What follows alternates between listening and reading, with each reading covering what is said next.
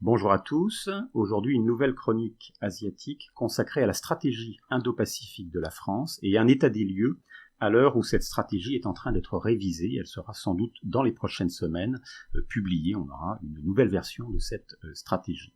Alors, la France s'est engagée depuis 2018, sous la houlette du président Emmanuel Macron, dans une stratégie indo-pacifique. Ce n'est pas le seul pays qui a formulé cette stratégie indo-pacifique. Je rappelle que l'Union européenne en a une. Plusieurs de nos partenaires européens, comme le Portugal, la République tchèque, l'Allemagne, ont également des stratégies indo-pacifiques. Et puis on pense bien sûr aux États-Unis, à l'Australie, à l'Inde, au Japon, bref, aux acteurs qu'on qualifiera de régionaux qui ont également montré un intérêt grandissant pour cette région. La spécificité de la stratégie française de l'Indo-Pacifique se décline de plusieurs manières. D'abord, nous sommes le seul pays européen disposant de territoires et de populations vivant dans ces territoires dans la région. Nous comptons un certain nombre de dom-toms, que ce soit dans l'océan Indien ou l'océan Pacifique, et au total, c'est près de 2 millions de nos ressortissants qui vivent en territoire français dans cette zone. C'est le seul pays de l'Union européenne disposant de cette singularité.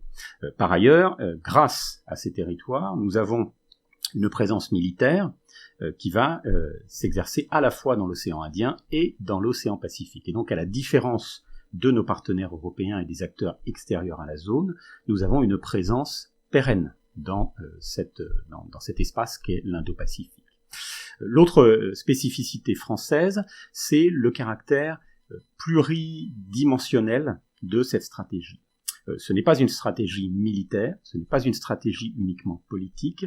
L'idée est de mettre en avant les questions de développement, et l'Agence française de développement, par exemple, est tout à fait impliquée dans un certain nombre de projets qui sont associés à cette stratégie indo-pacifique de la France. On va retrouver également les questions environnementales qui sont au cœur de nos réflexions sur les réponses à apporter aux défis environnementaux qui se posent notamment pour les États insulaires du Pacifique Sud, mais on retrouve la même dynamique également dans l'océan Indien. Et puis on a bien sûr derrière des questions économiques avec des points d'interrogation sur les risques de dépendance vis-à-vis de grands acteurs économiques, je pense en particulier à la Chine, mais on peut aussi évoquer d'autres grands puissances asiatiques, le Japon, la Corée du Sud, et pourquoi pas des acteurs extérieurs comme les États-Unis ou bien évidemment l'Union européenne. Et donc la question de la dépendance, la question de l'économie, du développement, mais aussi de l'environnement, sont au cœur de ces questions au même niveau que les enjeux sécuritaires et stratégiques qui bien évidemment ne sont pas absents de cette stratégie française. Le dernier point, qui est cette grande singularité française et qui me semble le plus important à décliner aujourd'hui, est la troisième voie. La France, dès le départ, a formulé cette vocation à s'inscrire, je dirais, à mi-chemin entre ce qu'on qualifiera d'alignement sur les États-Unis et de naïveté vis-à-vis de la Chine. La France ne veut ni être naïve, ni pro-chinoise d'une certaine manière, et certainement pas non plus trop engagée du côté des États-Unis dans ce qui s'apparenterait à une forme de compétition entre ces deux grandes puissances, voire de nouvelles guerres froides. La France propose une troisième voie, c'est-à-dire la volonté très claire de refuser de prendre position pour l'un ou l'autre des deux acteurs. Alors cette troisième voie, elle est souvent qualifiée d'inaudible. Elle l'est par un certain nombre d'observateurs français, et également par des responsables politiques, y compris d'ailleurs certains qui sont en charge directement de ce dossier. Et ils constatent de fait sur le terrain la difficulté de la France à faire avancer cette troisième voie et à la faire entendre par nos partenaires. Alors par inaudible, il faut bien évidemment entendre le manque de moyens, le manque de capacités. La stratégie indo-pacifique de la France reste bien sûr modeste en comparaison avec les moyens qui sont ceux des États-Unis ou de la Chine, et donc la France ne peut pas s'interposer comme une espèce de force d'équilibre entre ces deux grandes puissances. Et donc, en ce sens, la crédibilité française est bien évidemment, je dirais, un petit peu en porte-à-faux. Et donc, cette troisième voie ne trouve pas un écho suffisamment fort dans sa capacité à s'imposer. Cependant, on note que un très grand nombre d'États asiatiques comprennent l'enjeu de la troisième voie et partent du principe qu'il y a là précisément la clé leur permettant de eux-mêmes se positionner face à la Chine et dans le même temps face aux États-Unis, ou plus exactement entre les deux.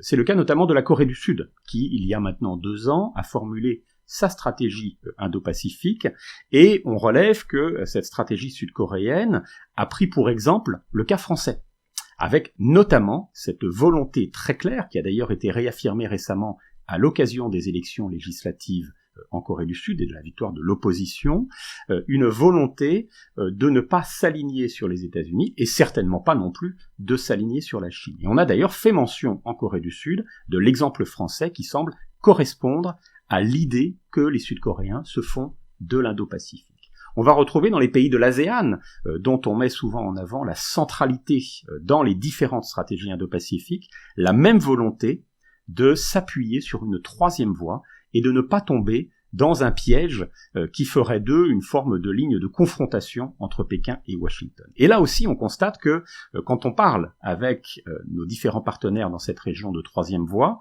eh bien, on parle la même langue, tout simplement. Et on est sur la même ligne concernant cette volonté d'être dans le refus d'un alignement. Donc cela veut dire concrètement que cette troisième voie française a potentiellement un très bel avenir. Alors, ce qu'il faut espérer, bien sûr, c'est qu'elle figure toujours dans cette nouvelle stratégie indo-pacifique de la France, et puis surtout qu'on trouve des clés permettant de la rendre plus audible et peut-être plus crédible. Et cette crédibilité, elle passe tout simplement par un dialogue renforcé avec nos partenaires, que ce soit dans l'ASEAN, que ce soit en Asie du Nord-Est, que ce soit bien évidemment dans l'océan Indien également, que ce soit aussi dans le Pacifique Sud, je pense notamment à des États comme la Nouvelle-Zélande ou plusieurs États qui sont des États insulaires dans cette zone, plutôt que de s'appuyer sur des pays qui, eux, ont choisi la voie d'un alignement. Je pense en particulier aux États membres du Quad, en particulier le Japon et l'Australie, qui, de manière délibérée, ont choisi une stratégie indo-pacifique qui est tournée contre la Chine. Je pense également au Canada, qui a formulé une stratégie dans laquelle la Chine est identifiée comme le compétiteur et donc d'une certaine manière l'adversaire.